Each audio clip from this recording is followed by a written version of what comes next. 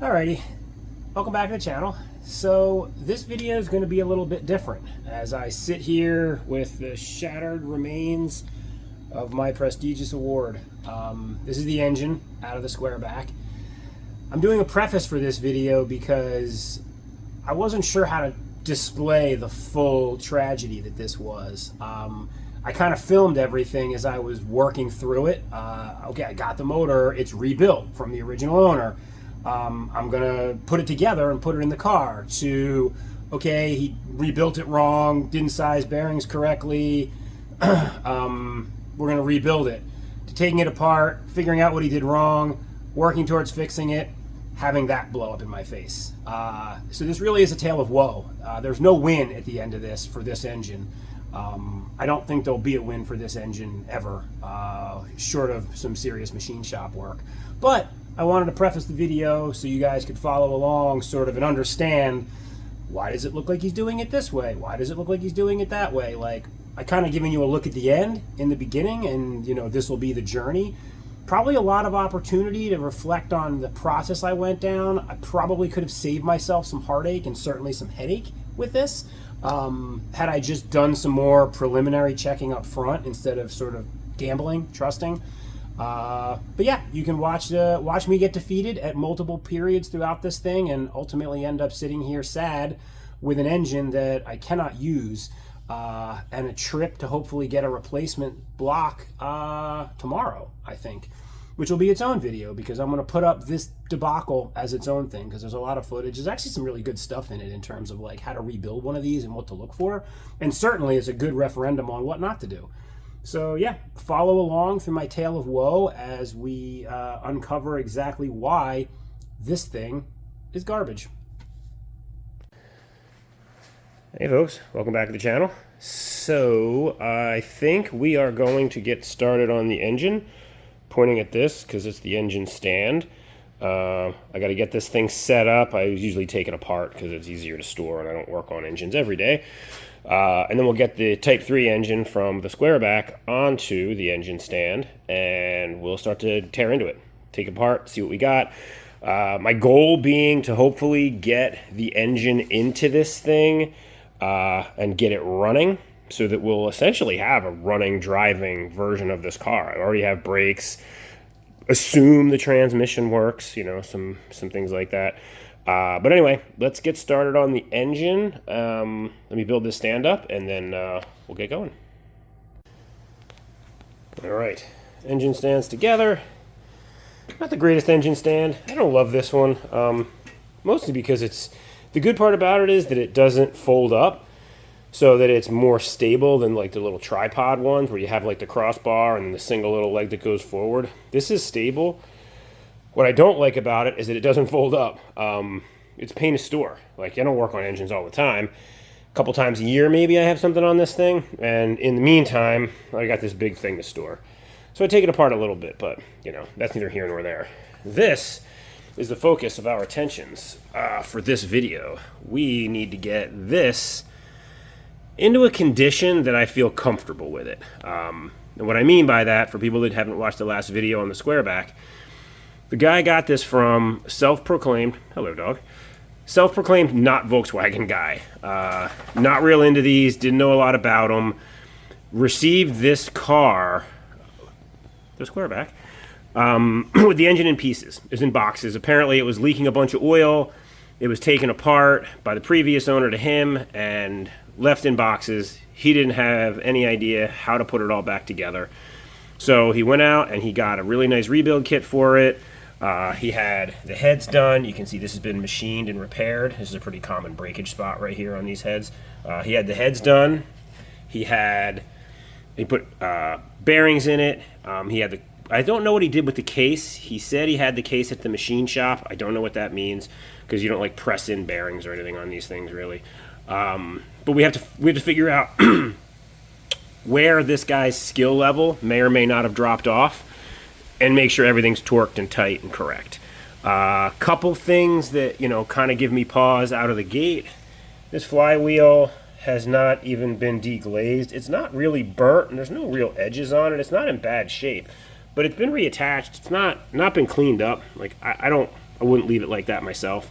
So if he was just trying to get it back together, I totally understand, right? Like, get it back together, slam a clutch in it, go.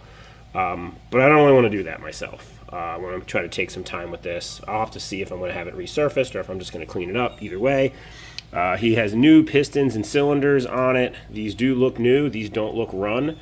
But how are things torqued? Are the rings gapped correctly? You know, inside the case here, bearing is installed, but are the caps, are the big ends of the rods torqued correctly? I see that it's been put together with a series of locking nuts. That's not exactly stock, but it could be in the rebuild kit. I don't know what rebuild kit he used. So anyway, I also found the remainder of the rebuild kit in the front of this thing, and like the gaskets that go underneath here to squish this on and seal this. Well, I found those gaskets in there. So are they not on here? I don't know. These are all the questions that we need to answer.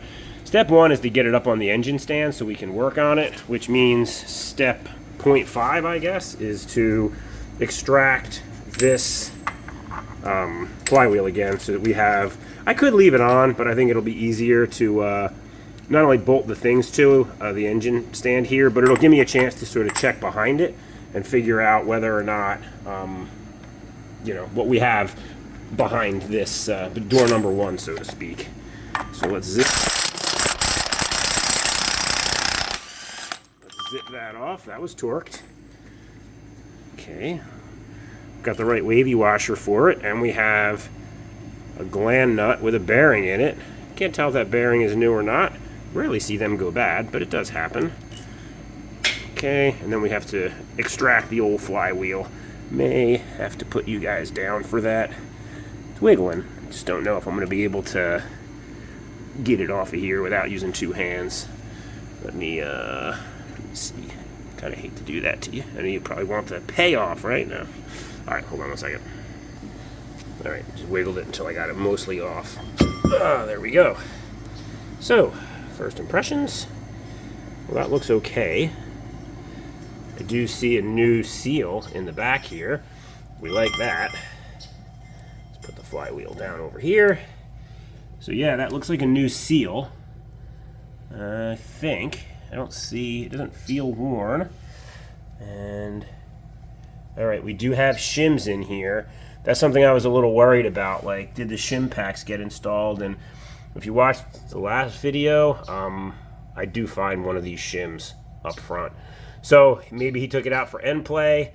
I know on the Type 4 motors, you definitely have to have 3 of them, and you have to have different thicknesses in order to make sure you have 3, but still have proper end play on the crank. End play being like the axial forward and back movement. So we're gonna have to check that. How many shims are here? What's the minimum allowed number? And then I'm actually noticing one of these pins. Yeah, there we go. Oh, that's interesting. I don't know if that's almost like it's spring loaded. I think we're gonna leave that in the flywheel, guys. I was like, oh, that's stuck in the flywheel. I don't want to lose it.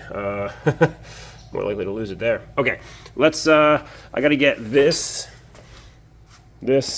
bolted to this in a way that makes sense, and then I'm gonna need to go and employ someone to help me lift, because while I can lift this myself, lifting it and getting this in, probably not gonna happen without tearing my spine apart. So let me get this bolted up and I'll be right back. Alrighty, so realizing that the only help I'm going to have here for a little while is my wife, who is not going to help me pick this up. I got out the engine picker, crane, hoist, helper. I usually do things alone. I mean, you guys watch enough videos, I think at this point, if you've seen the channel, I don't ever have help. So why start now, I guess, right? So I'm going to get a chain rigged up. I'm going to get this, picking this up, and then we are going to slide it on in to here. I got that on. I did take the flywheel off. I pulled the seal. I have a seal puller, so I didn't wreck it. It only had 2 shims. There's a third one I did find underneath. End play felt good on this. When I put it back together, I'll have to measure and see, did it need 2? Was that math? Did he just throw 2 in? I don't know. We'll figure it out. But that's pretty far away considering where we're at. So, dogs are back. So I'm going to get a chain rigged up, and then we'll start to hoist this guy in the air. Hey, so remember that time that the camera just didn't record, even though it was turned on? Yeah, you missed me cranking this thing up. I already got most of it unhooked while I was dragging on it. Yeah, so it's on the stand. Uneventful, you know, not too crazy. Done this a bunch of times before. I know this setup works. These are tight. These are tight. It's pinned. So yeah, we can start getting into it a little bit. First impressions, getting underneath of it for the first time and having a look, it looks pretty good. I'm actually pretty impressed with the guy's work so far. I think what we're going to do is we're definitely going to take the valve covers off, take the rocker arms off. We'll have a look inside there and see. Probably we'll pull the heads just to make sure what we have on the valve side of things. Check them with some gas, show you guys all that stuff, and then we can put them back on and make sure we get them retorqued. But yeah, let me get the engine stand and all this junk out of the way, and then we can get started. All right, let's get a valve cover off and see what we're looking at. We'll put you guys in a little stand here. I did just verify that it does turn over, so like I can turn the motor. Sounds compression-y. I hear air coming out of the spark plug holes. I did put a little shot of ATF down each hole just to help lube it up a little bit as I'm turning it. But now I think we're going to pop this off. Oh, look at that. That was easier than I expected. These, and they look pretty nice inside. Almost would say they're not factory, just based on how nice they are. Yeah, they look bent too. I don't know. We'll see about these. They're silver like they're supposed to be, but they don't feel heavy like the standard Volkswagen ones usually do. But let's, well, I can tell you without doing anything, our guy does not know how to adjust valves on one of these. Ooh, yeah. They are loose, to say the least. Let me get some light. So, we got push rods. We are going to want to keep the push rods in the right orientation. Oh, hey, okay. Let me show you guys something I just noticed. That is bent pretty badly. Don't know. Oh yeah, it's actually holding the push rod up. Is the push rod bent? Quick check for a bent push rod is to roll it on a flat surface and see what you get. Well, if it's bent, it's not bent badly. I don't think it's bent. I'm going to have to take that out. That has to be replaced. Yeah, you see, it like wants to hold it. Like if you look at this one, it moves pretty freely in there. This guy is clearly not going to move okay there. Well, it's a good thing we're taking the head off because we need at least one push rod tube. Assuming I can't straighten that out. I mean, they're steel. I might be able to put that in the vise and straighten it. But certainly won't be able to do that with the head on. So let's go ahead and pull the head. I'm going to grab a piece of cardboard and label the push rods. You always want to do that because they tend to become sort of worn in with their own lifter and their own little socket on the rocker assembly. I know people don't always do it. It's just a good practice. I've always kind of done it, so I'm going to keep doing it. So let me go get a cardboard and stick these in there. Alrighty, let's pull these out. We'll check each one of these for straight too, before we put this back together. Just cheap insurance, you know, like why not check them? This motor hasn't been run, but I'm seeing assembly lube on things. Another nice sign. Alright, so we have all of our push rods labeled. Like I said, we're not going to do much with that yet, but we will need to. Let's go ahead and get the head loose. I'm just going to take this off because it makes it easier. And I don't know if these are torqued correctly. I think the first thing I'm going to do before I loosen them is I'm going to put a torque wrench on it and just see what the torque is. Just out of curiosity. Nope.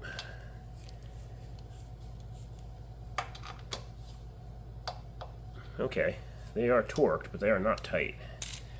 well, they're tight. I don't know what the torque spec is. I more just wanted to kind of feel it out. Yeah. Yep, okay. They're not bad. They're not loose. That's what I was mostly concerned about.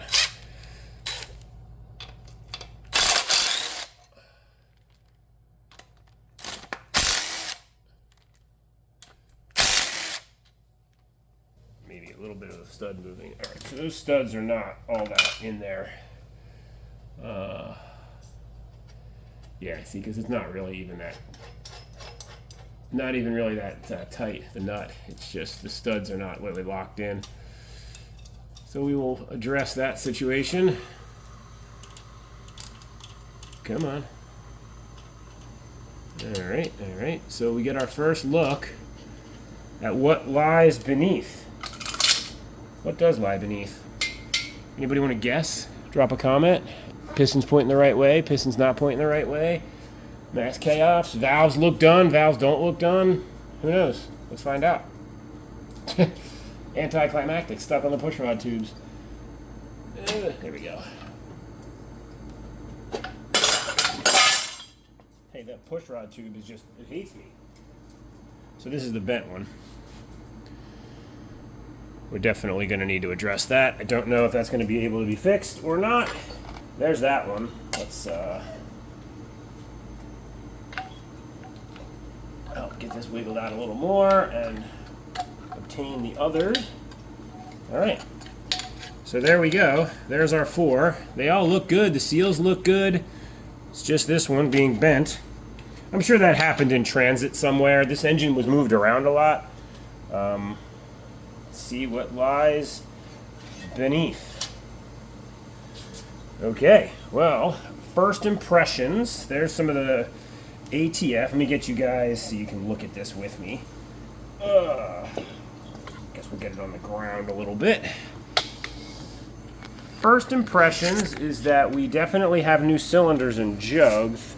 I do not believe these heads were done, because if the heads were done, this wouldn't be all carbony in here, you know? It just wouldn't be. This is, I mean, they have, the seats and everything look good. They're not terribly carboned up. I'm not going to go so far as to drop the valves out. These seats look good. What we're going to do is an old school trick with some gasoline I'll show you guys, where we're going to put the plug in. We're going to fill these up with a little bit of gas. Honestly, like, anytime I've seen them where they hold gasoline, they're fine. If they leak even a little bit of gasoline, they're not fine. It's an easy, quick way to check. It's possible they just lapped these and put them back in. I don't see any cracking. No, I don't see any cracking. We'll clean this up a little bit when we get it up on the bench. They crack. They tend to crack in between the two webs here, the two ports, and they'll crack to the spark plug hole. I don't see anything in here that would indicate to me a crack. Now, that doesn't mean that it's just not a crack I can't see. So, you know, your mileage may vary. We will check this out, though. Yeah, definitely not been to a machine shop with garbage like this on it. Our pistons, however, well, they look new for sure. Definitely have our crosshatch still. Definitely rebuilt. Well, definitely new. The arrows appear to be pointing towards the crank, which is the proper orientation. I don't know if I'll be able to get them to show up. The arrow's right here at my finger. See if there's a way to orient this that you guys will be able to see it. I don't know. It's very shiny. There's an arrow there along with what looks like, yeah, 8545. So it's standard. Yeah, I don't see anything earth-shattering here, folks. This looks good. These studs are all pretty loose. So we'll put some torque on them just to get them seated. So what I'm going to do now is I'm going to get the head ready for a quick fuel test, and then I will come back and we can check that out together. All right, I just set it up here. Just took a quick bit of wire wheel to it. Wasn't sure how it would go. I don't know if you guys can see, but like the carbon was actually pretty thick in some spots on this. What I'm trying to do is clean it up enough that I could see cracks. And this one does look like there's a little crack in between here. This one here does not look like it's cracked. It's kind of hard to know for sure looking at it. No, maybe not. Maybe that's just the way it is. I don't know. But I'm going to continue. Like you guys can see, it's pretty, I'm just loosening up a lot of the carbon. It's nasty. Like, you go through all the effort to put a rebuild kit in something like this, you really ought to go through the effort to clean it as well. It's just kind of worth it. Because this stuff does actually gross, it'll fall down inside the combustion chamber when it starts to get hot and become carbon. Little dried out pieces of carbon that can hang things up. Or at a bare minimum, cause pre-ignition when they get real hot. And then they actually help cause ignition when you don't want ignition. So, all right. So, I don't know if you guys can tell, it's starting to get shiny. I got a little ways to go in here. I'm going to probably do the gas test, then I'll finish cleaning these up. But let me just get I gotta get some spark plugs to fill the holes up and get this crap out of here. One moment. All right, so what we've done is we have put spark plugs in. I got most of the crust off. Like it's pretty nice now. It still needs to be finished cleaned before I would put it back together. But I want to test it for fuel, for the fuel leak first. Well, to see if fuel leaks, I should say. Step one, I'm gonna flip it over. I'm gonna get a rubber mallet, and I am going to tap the valves to make sure that they're not artificially sealed up.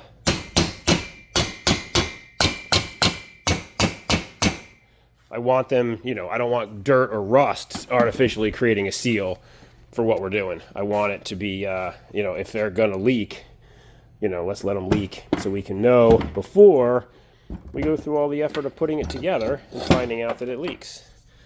So I'm just going to try to get my little hammer back in here because it's like the perfect height to hold this up. And then I've got my very scientific graduated cylinder of fuel that I'm not measuring anything with, aside from does it leak. So we're going to put some in there, put some in here, and then looks like we need to kick it up just a little higher, and we are going to look for leaks. Kind of self-explanatory, I think, but what we're looking for are where does it leak, if it's leaking. Is it leaking out of an intake port, indicating an exhaust valve leak, or an intake valve leak, or is it leaking out of the exhaust hole, indicating an exhaust leak? So, we got no fuel in here thus far. Nothing there. Ah! I don't know if you guys can see here. Nothing really in there. Does not appear to be leaking. Let me get this camera held back up so that I can go and turn it around to check the fronts. Okay, let's turn it around without spilling it everywhere. Let me see if I can see. Best way to hold this up. It's not that way. Trying to see if there's a way to get it so I can show you guys the intake port. I think we're just going to put it back like we had it. Hopefully, I'll be able to see it. I had it propped up at this to try to see if it would make it easier to see. There we go. That'll work. Okay, so intake port leak would be coming out of those holes for the intake. And it is not. So whether or not our friend actually had this machined at a machine shop, it does not appear that there's any sort of issues with the valves themselves. So we'll probably pull the other head, check it out, make sure it's good, and then we'll start putting it back together again and get to a point where we can throw it in the car, fire it up, and then make a decision. But for now, I want to just make sure this is safe to run, which is what we're doing now, is making sure it's safe to run. And then from there, we can make some good next step decisions. So I am going to let this sit for a little while and then come back and we'll see if any of it's leaked out. Alrighty, it's been about 20 minutes and we still got no drips there, no drips here, no drips here. So I'm going to call this head good. Alrighty. So we got our little pile of parts over here. We got the cylinder head cleaned up pretty good. Everything up on this side looks pretty nice. So yeah, I think this side's good. I got to get a push rod tube, and then we'll reassemble this side. We'll pull the oil cooler, check the seals, make sure they've been replaced, and then we can flip it and do the other side. And just again, looking for all the same things. And yeah, so let me get a push rod tube, and I will be back. Real quick, before I go to get into the push rod tube, I decided to try something, and you can see it's already kind of working. I put a socket in the vise here that's about the same size internal diameter as the push rod tube, and I've been using it as sort of like a mandrel to help me push out the dents and imperfections in this thing. It's hard for me to do while I have you guys in hand as well, but as you can see, I'm getting quite a bit of them out. I'm going to continue to work this and see if I can get it to a point where I feel like it's acceptable. It is steel and it is seam welded, and the seam is not damaged. It's a little bent there, but it's not open. I don't think it's going to leak. It just needs to be round enough to let the push rod flow. So let me work on this a little bit and I'll be back. Well guys, you know, a broken clock's right twice. Broken clock is right twice a day. Look at this thing. That worked out great. I can't believe how good that worked. What I did is I just put it in and I leaned on it and I ran it up and down the bumps with pressure on it. I could see, because the metal's so thin, I could see where it was touching, and I just kind of like worked it back and forth to smooth it out. But yeah, I'm gonna call that factory fresh. Maybe I can show you guys on this one here. There's a dent right there. Is that gonna come down far enough? No, I probably gotta do it from this side. So kind of estimate where it is. Oh, you know what? It's going to be tougher here because of the bellows. But as you can see, so I'm gonna call that fixed. So what I'm gonna do is I'm gonna whip this back together. I mean, this is fine. Yeah, cool. Neat. All right. So never did that before. Glad that it worked. We're gonna put our Craigslist rebuild, then Craigslist 2.0 rebuild motor back together, and on this side, and then we'll move to the other side. But let me get this one buttoned back up, and I'll show you guys that when I get it set up. Okay, folks. So we've checked the heads. We've checked them for, seal the valves. We know that the valves are good. We can start putting this thing back together. I still have this side apart, because this dude was missing a bunch of tins to make this thing actually cool. The Type 3s are a little different than the Type 1s. This Type 3 being Squareback variant, notchback, that stuff, and the Type 1 being the Beetles and the Gias.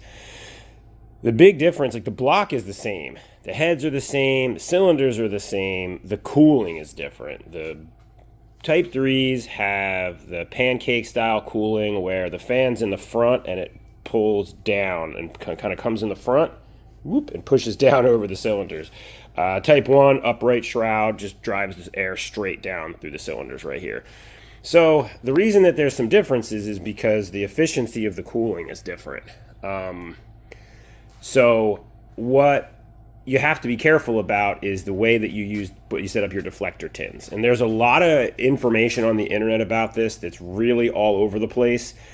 I'm pretty sure I'm right about all this. You guys can certainly do your own research and figure it out. I'm going to tell you how my take on these goes.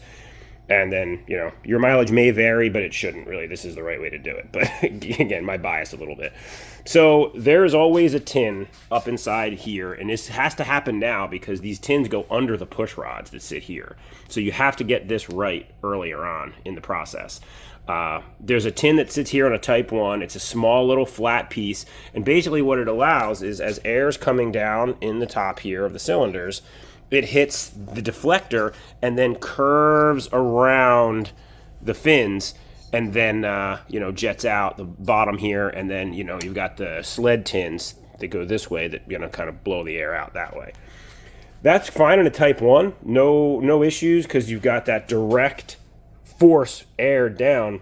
The airflow of the Type 3, where it has to come in and make turns, necessitated Volkswagen doing something a little bit different with the Type 3s.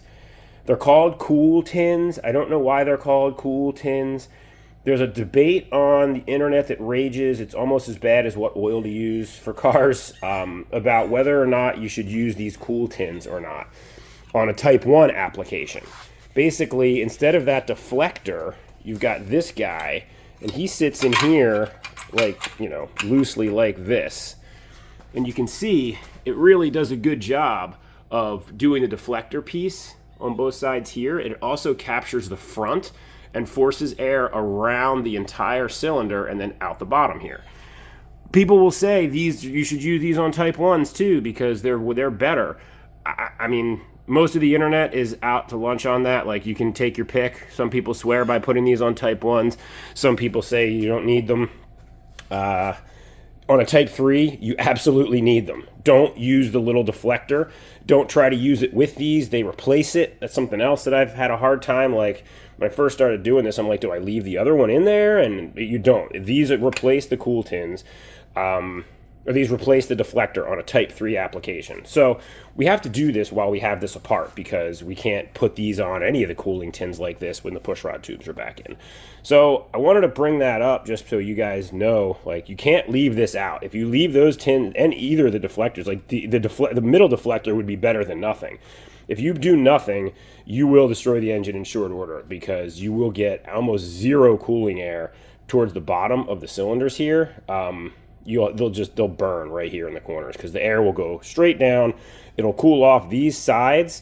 You get a little bit on this side and this side, and you'll get nothing. So on this wraparound edge here. So always put something in. Doing a Type 3, do these. The other thing that you'll find is that these tins are remanufactured because so many people try to use them on Type 1s. I got the original stamped German ones off of eBay. That's why they look a little bit grungy. The fitment on these is sketchy anyway, and I say that because it just depends on who builds your motor and how good the job they do in terms of reusing the right equipment. If you buy these aftermarket, I promise you will absolutely have to trim them to make them fit. These are the good Volkswagen ones, and they've got these little pieces here, like you see where it sits on. In theory, these little guys will lock over and grab the studs. So they're designed for 8mm studs. If you have 10mm studs, you're obviously not going to be able to use them in their, to attach them in their native format. You still use them. This thing has 9mm studs, guys. I don't understand it. I don't know why. I have no answer for 9mm studs. I've measured them like 6 times. 9mm studs. So, I mean, based on that, these aren't going to fit right, and it is fine. It doesn't matter. They'll fit fine. But I'm going to wire them like folks on the internet will always do with these. If you watch an engine builder building a Type 3 engine, they'll almost always wire these on. And basically, I'm just going to put a little hole here and here, same on this side, and I'm just going to bring some baling wire up and across the cylinders and hold them on in place. If they fall down once the push rods are in, not only are you going to have a rattling mess, but they're not going to work, and you're going to overheat your motor, and there's no way to fix this once it's together. So do yourself a favor, get cool tins if you have a Type 3, wire them in place, and I'll show you guys how I'm going to do that. The only other thing I'll call out is, if you notice this engine here, I've got the guy, this case has been apart. It's got new nylocks everywhere. I kind of thought the nylocks were like this dude's version of it, but I'm seeing them in a lot of rebuild kits, so they must come with the rebuild kits. But what you'll notice is this guy here is almost flush with the top of the stud. This one's a little higher. This one's super high. I have to clearance these to fit.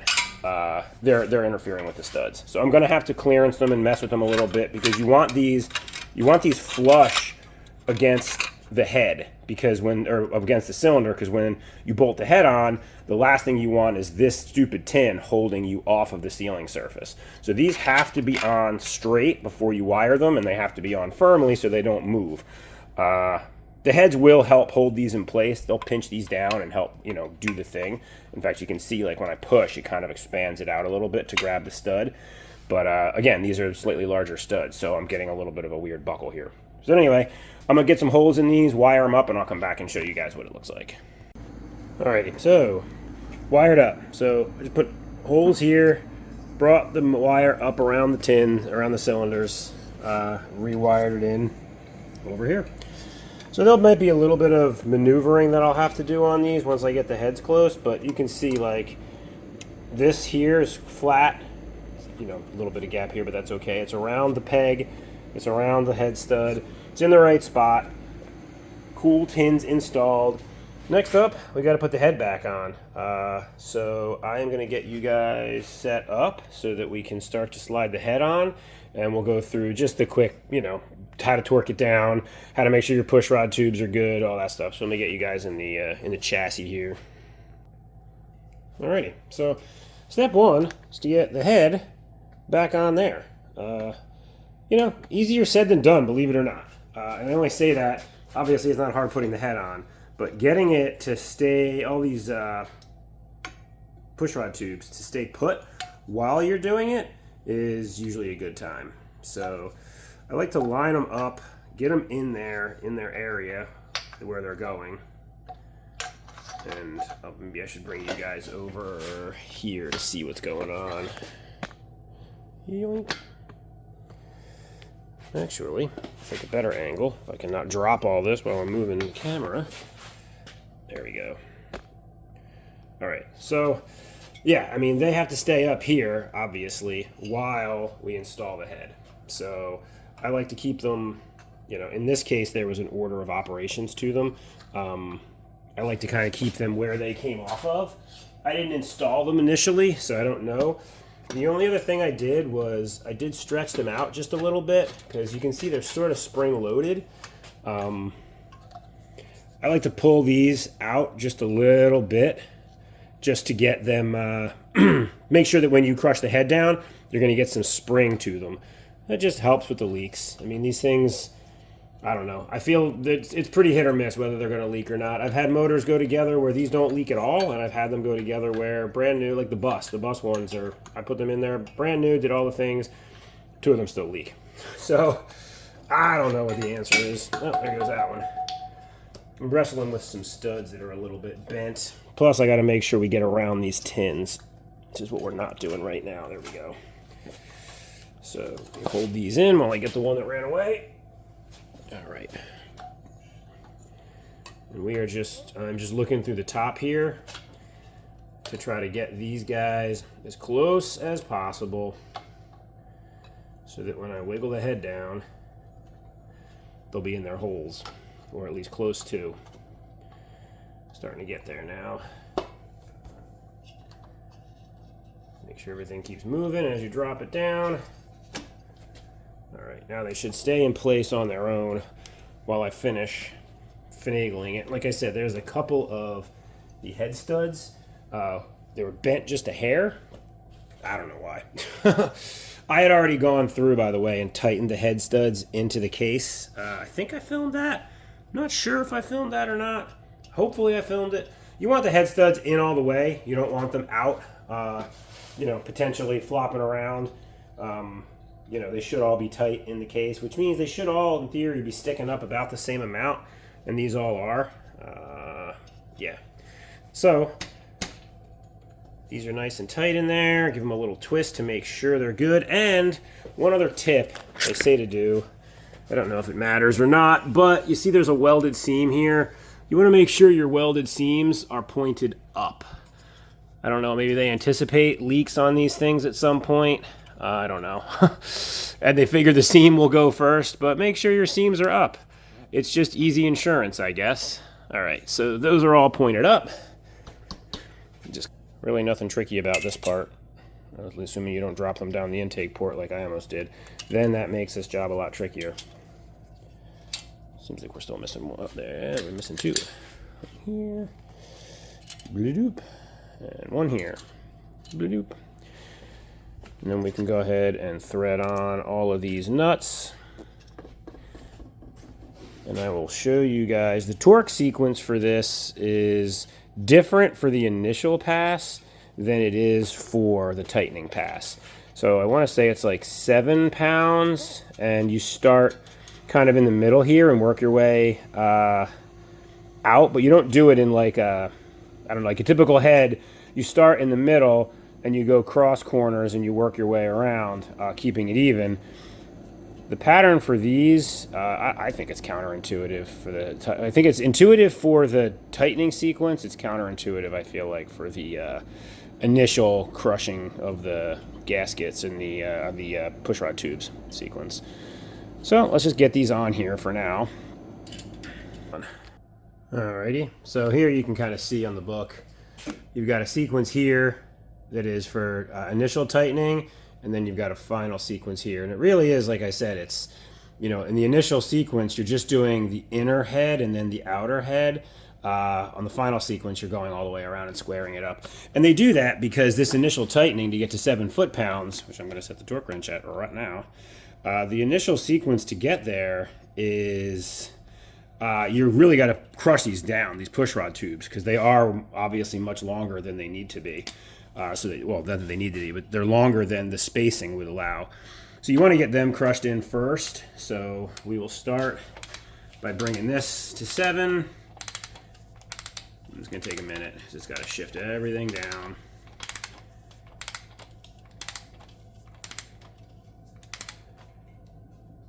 Come on, click.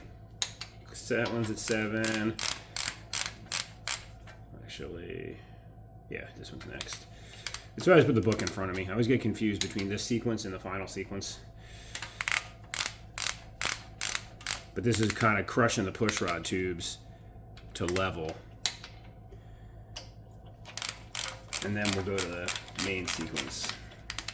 Probably try to fast forward this to you guys so you don't have to watch this happen live because it's pretty boring.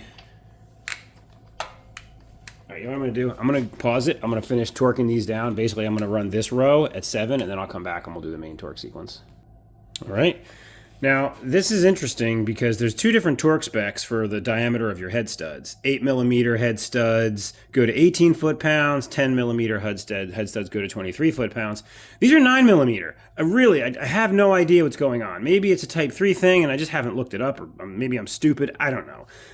But what we're going to do is we're going to split the difference on the torque spec, leading a little higher on the to the larger side. So we'll probably do like, I think I have it set right now to like 21 foot-pounds.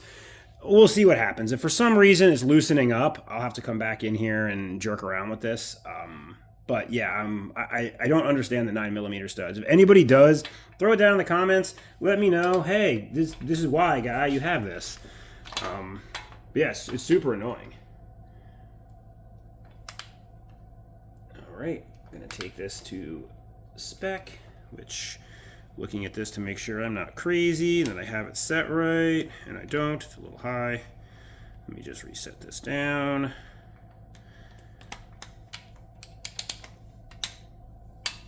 Don't want to over tighten them. Okay, so, oh, I'm sorry. Got you guys shaking over there. Keep moving this because I keep hitting it with my hand. There we go. All right, 1. And again, we're doing the cross pattern this time. 2, 3, and these don't go tight. I mean, 20 foot-pounds, it isn't a lot, guys. Don't be tempted to overdo it. Overdoing it is how you end up with head studs that are pulled out of the block and stripped. It's just not worth it. So, and then 8. And then I'm just going to go around and make sure they're all where they need to be. I'm also going to do this again, like, I don't know, in an hour, tomorrow, something, I don't know, some interval of time later, just to make sure that as everything's compressing down here, everything is right. We've got the right specs, and as things move down, we didn't create gaps or loosening. So it's just good practice if you can do it. So let me pause you guys, and then, because I can't get to these, I'm going to give this an hour to sit and think about what it did, and then we'll come back and torque them one more time before we put the rockers on. All right. One last torque sequence on this, and we can do the rockers. No movement. No movement. No movement. Hit you guys again. 4, 5, 6, 7, 8. All right, that's wraps on that. Next up, we have to roll on the rockers and the VAT push rods. Now, I kept these push rods in order over here, so I knew exactly where they were going to go back in. The rocker assembly, there are O-rings down here on these studs. Make sure that those O-rings are present and accounted for.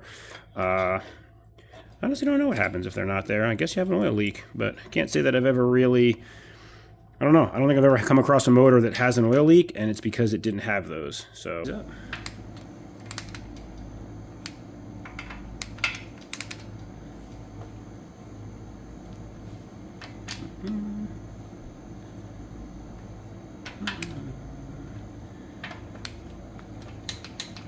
Go. Okay. Torqued. I guess just for continuity's sake, let's roll the old valve cover back on. Cork gasket. Try to only use cork gaskets, folks. You don't know, now you know. The other ones always stink. Cork is the way to go. You can take this thing on and off as many times as you want. That cork gasket's going to be reusable until it gets end of life and cooks itself, which does happen eventually. And there we go. So that's that side done. Push rod tubes are in. Cool tin is underneath, being super cool like it's supposed to be. Not really a whole lot else to say about that. You know, we're going to get the other tins on top and all this stuff buttoned up when we get to that stage. But for now, I have to go and do the other side because, oh, there's no tins. And, oh, the weld seams on the push rods are down. Yeah, I don't think our guy knew, you know, he was following the book. Kudos to him, but it's a Beetle book. And he probably didn't have these tins, you know. In fairness to him, I don't think he took this thing apart. So we are going to bring it around. Got this convenient handle now.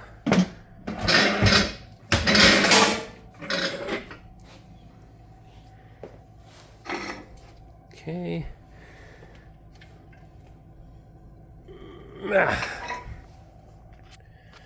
And I'm going to rinse, and I'm going to repeat on this side. I don't think you guys want to see that, so let me kick this one off, get this one done, and I will be back when it is complete. Alrighty, folks. Cool tins we saw go in. I've got the main tins on. I need to get this square here established so that I can put the inner shroud piece on. I mean, this is, again, I'm not an expert on the Type 3 tin work, and this was a part when I got it, so I didn't have the benefit of taking it apart. So I'm kind of going through and figuring this out as I can. Alrighty, a lot of bending and cursing later. That was not family friendly. These are in all the way around.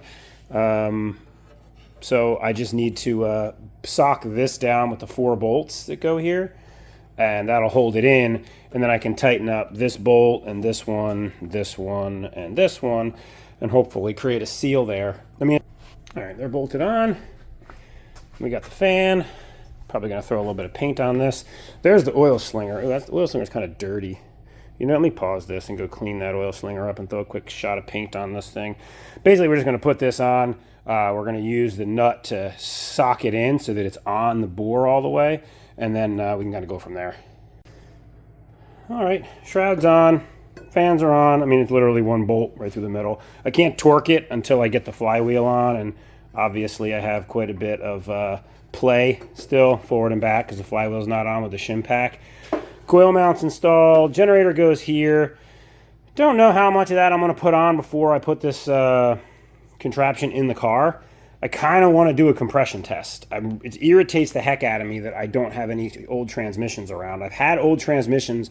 I've gotten rid of them for cheap, and I do it every stupid time because I'm like, I don't need this anymore. I should have just cut one in half and made this run it on the ground because the trans has the starter in it, so you need a transmission housing, bell housing to put on here to at least get it to, you know, to use the starter so you can turn it over.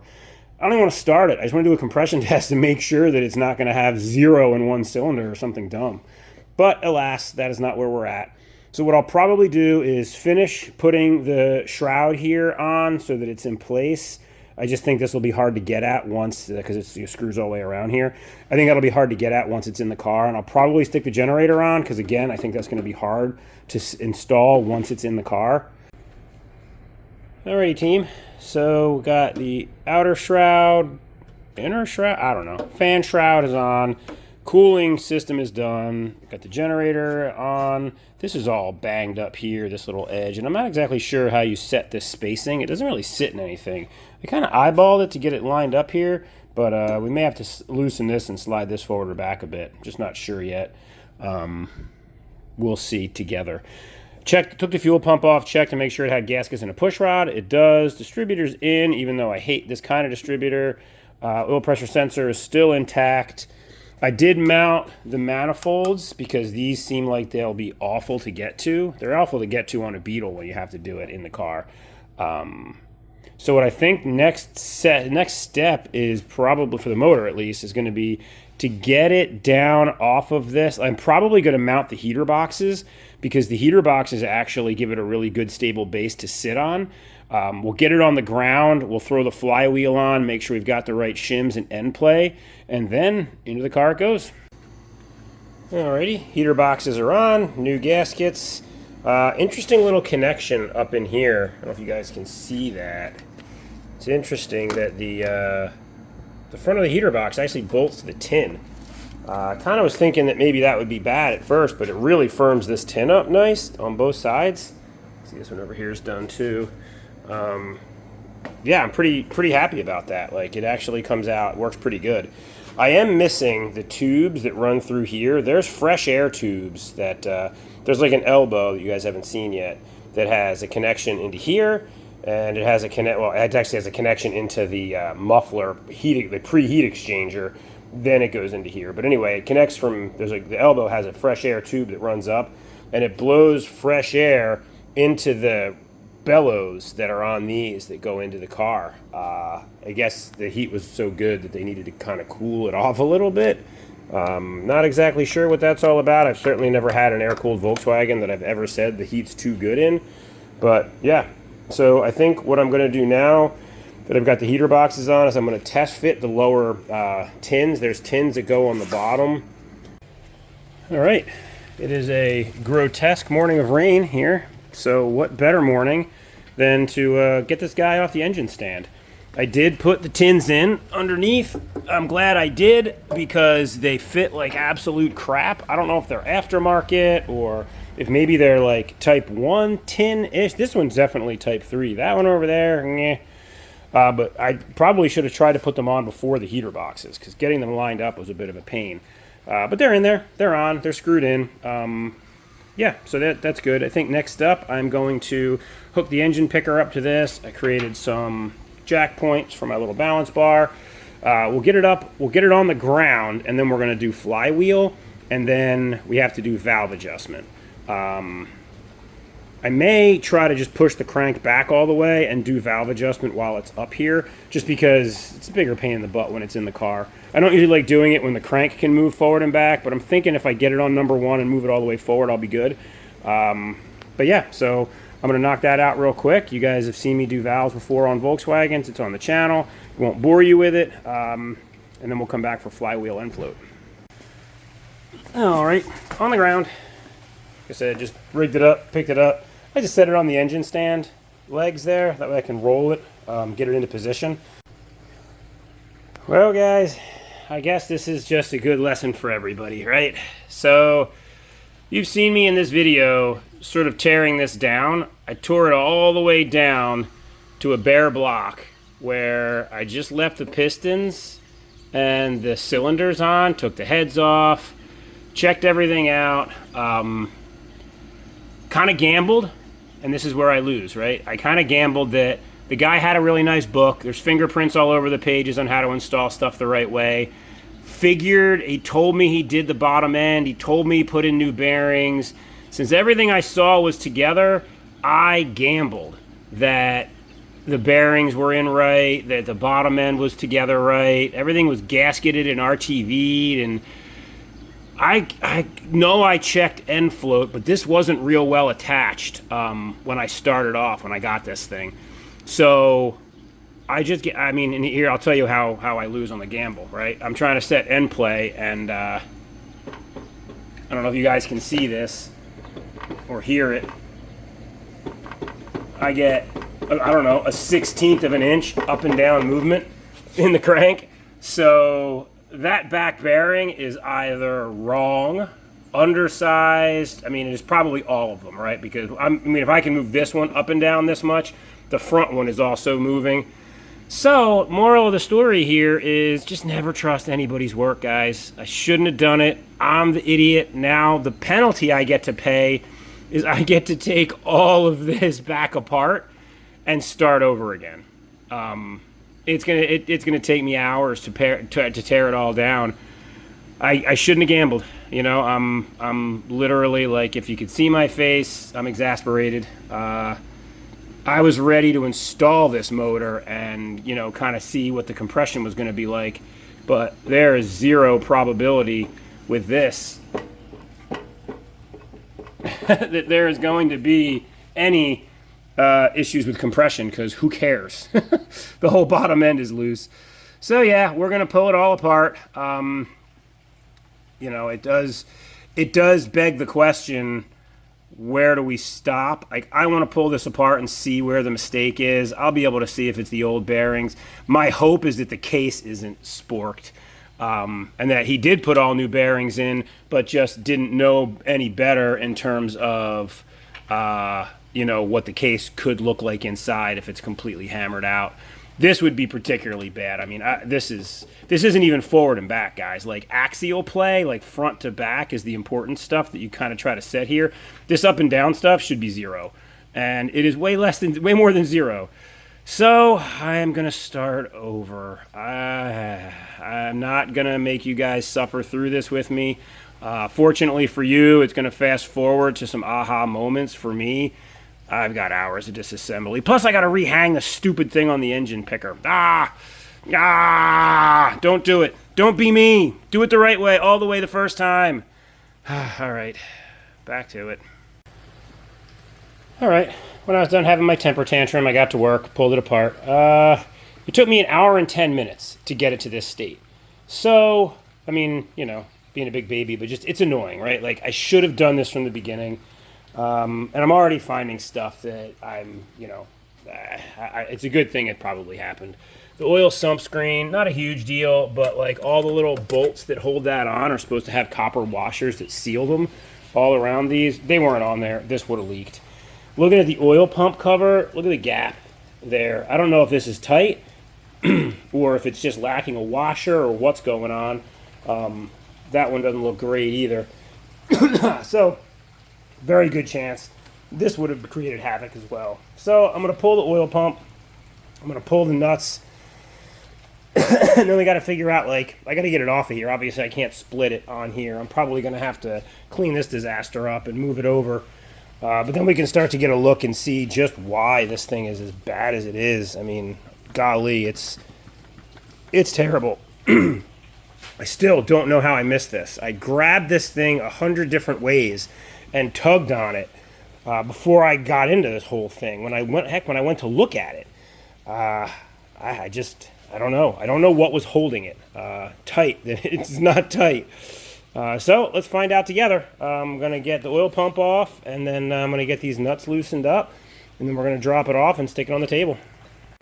All right, I'm going to set you guys up for the big reveal. All I did, obviously I lifted it over onto the counter here. I just took all these nuts off. I will say this, and heed the warning. Do not feel like you should be sticking anything in the case halves to separate it. It will destroy this surface. It will leak. You will hate yourself because you don't need to. Make sure it's off. All the nuts, and you could count them. There's a bunch of them. I always forget one. The one I always forget's like up underneath here in the nose cone, right there. I always forget it. I forgot it this time too. And then just a soft hammer and just work your way around. It will eventually split. The dude before me looks like he was the master of RTV, so he's RTV'd it. But yeah, so that's pretty much it for getting the case split. Once the oil pump is off and all the bolts are out, there really isn't a whole lot left to it other than just keep gently persuading it. Let's take this apart and see what lurks beneath. I'm expecting bad things, guys. I mean, we've seen why I'm expecting bad things. All right, I got bearing shells starting to move. I don't want to tip it up on its end. Man, I don't know. They look new-ish. I'll get you guys in here.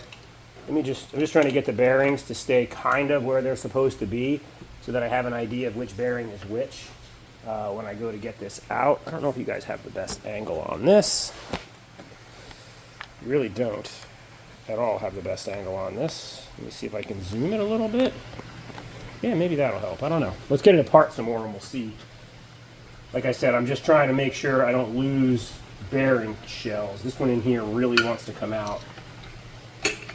Oh no, don't go away. And I'm trying to keep everything in the orientation that it was installed so that I can look for what maybe went wrong here. Yeah, that one's just not going to stay unless I can push it onto the crank. I mean, there's assembly, there we go. There's assembly lube on everything. About to lose the cam along with the shop.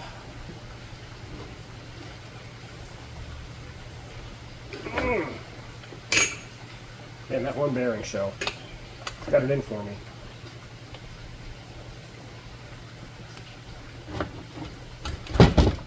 Okay, so, all right, it's gonna go anywhere? No, let me get you guys in here so you can take a look. It all looks fine. Why is it hammered crap? All right, so what we have is we dropped the crank out. So cam is here, that sits in that bore, and those are the lifters, there. You can hear bearings popping off their shells. We've got this side of the case, same idea. Actually, I can probably tip this side of the case up and out of the way. We'll put it down here on its legs for now. Bearing shells are in it. They do look new. I don't see any reason for them to be so bad. I mean, aside from some chipping from some random shit stuff. This one the shell's not in it, this one the shell's not in it. They must be up here still. Yes. Yeah, they're still on there, nice and round, and that one's still on there. I don't know, guys. I mean, it's wildly loose. So what I'm gonna have to do is then I gotta just take everything out of the way here. Let's get this crank shell or this bearing shell up. There we go. So yeah, it's time to dig in and start seeing what exactly went exactly wrong. Alrighty, I think I've got it figured out. I mean, I guess it's an honest enough mistake. If I'm right, I think I'm right. You know, Volkswagens have been through a lot, air-cooled 1600cc blocks in particular. They've oftentimes had a machine work done to them.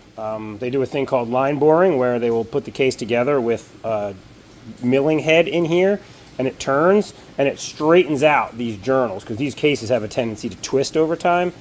The other thing you can do is you can undersize the crank. You can have the crank turned. There's a lot of ways you can change the measurements.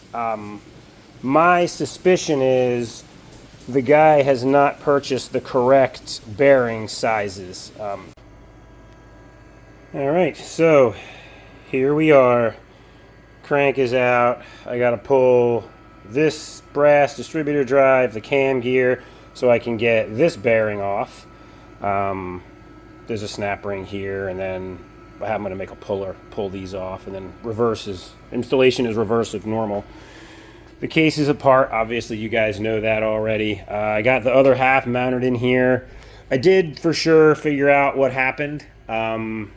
So I actually got paperwork with this motor from the guy who he gave me like the books he was using to do it. I think I referenced those books a couple times. I'm like, he's got books, he's probably good. And there was a bunch of papers, and this should have been my red flag.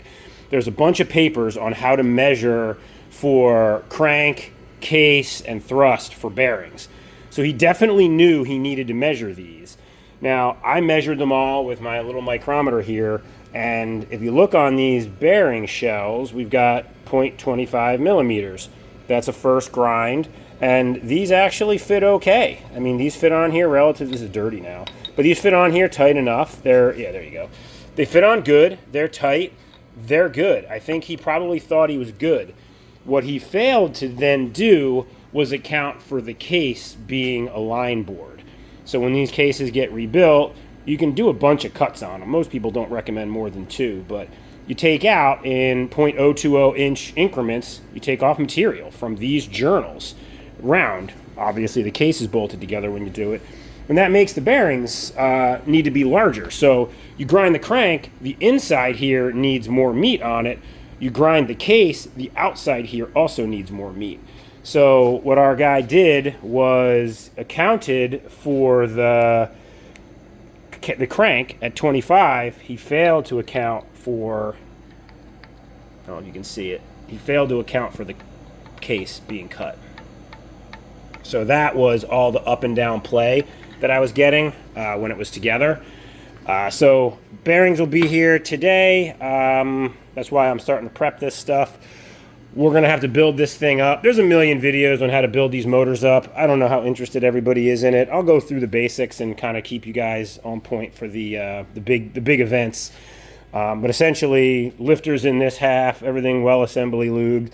The lifters in that half, I have to put some lifter clips in from the other side to hold them, because when I flip that case up to put it on here, they're going to want to fall out, because these are not held by anything other than gravity.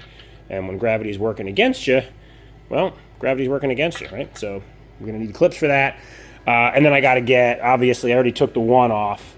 There is a bearing here that's not split, and then there's a bearing here, the nose cone bearing, which I don't know what I did with it. Oh, here it is. This nose cone bearing here, also not a split bearing. The only split bearing in this whole rig is this guy here.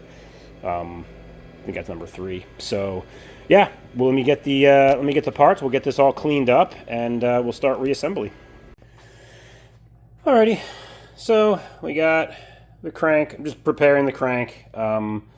The cam gear and the distributor drive gear have to be taken off so you can put this bearing on.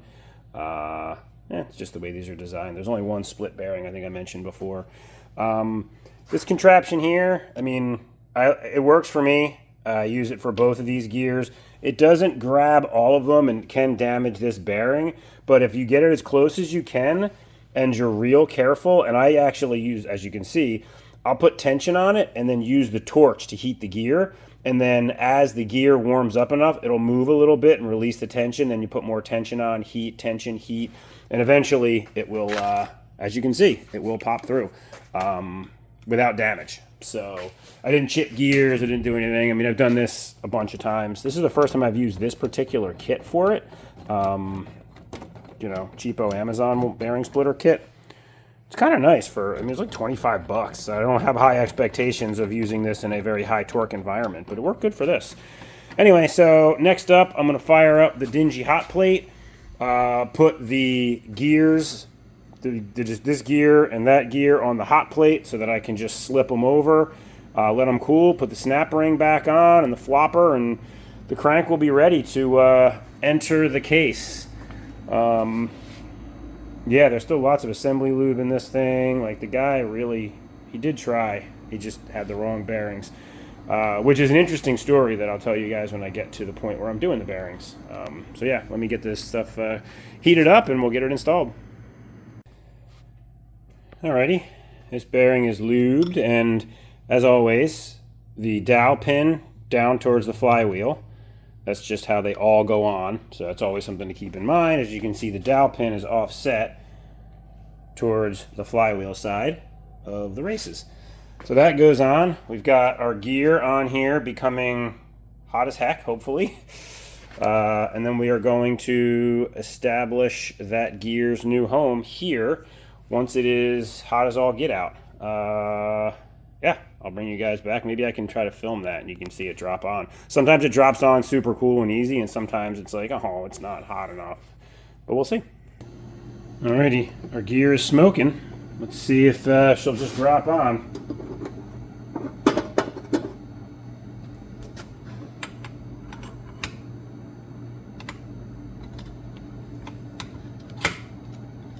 And she just drops on. There are two dots on top of this gear here that you need to make sure are facing up. There for the timing gear. So bearing shell, dowel pin down, the gear teeth up. This is just a spacer ring. Goes on. I don't know if I'll have to heat this guy or not. Nope. And then we are going to have to heat our brass ring here. So onto the hot plate he goes. She goes? I don't know. I don't know, guys. Is it? Find that when they're smoking, that usually means they're ready. And ready indeed. Okay. So now we just have this. We can turn this death trap off. We got this big old snap ring that has to go on to hold the gear set on. I'm a little apprehensive doing this with it this hot. Also, I would hate to see this thing go flying. Golly. Get them with the little flat end. If I can get that to focus. The flat, and you see how it's kind of serrated? It helps a lot. Once I get it in there, I just like to poke it and make sure that it moves. If I can do this with, let's see, it's too hot. There you go. See how it moved in there? So that's how we know it's good. All right, I'm gonna let this cool down, then put the bearing on. All right, quick update. Put the rotating assembly in, torque the case, 25 foot-pounds on the big dogs, 15 on the small ones. I mounted the flywheel. Obviously, I was checking to make sure that this did the things beforehand.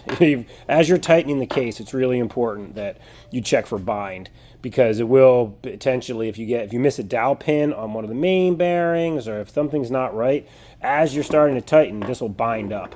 Don't let it do that. Don't let it bind. If it does bind, stop what you're doing, take it back apart. I'm sure all the directions will say so. Yeah, so that's pretty much it. Just gonna set end float now. End float is essentially, there's 3 shims back here. I think I need a thinner shim than what I have, because when you put this together, you basically want to be able to rock it forward and back, and you're looking for, I think, about 0.06 or so of run out on this. I'm getting 0. Like, I feel like I can see it move a little bit, but it's certainly not enough to be like legit run out. So, or end play. So I need to order up a shim. Probably going to just subtract it. You know, I'll put 2 in, measure the float, subtract 0.06, get the actual measurement for the shim, and then order one up. But yeah, just figured to give a quick update before this thing goes back on the engine stand and starts to go back together again, to catch us back up to where we were when we figured out that our man didn't have the right bearings. So onward and upward.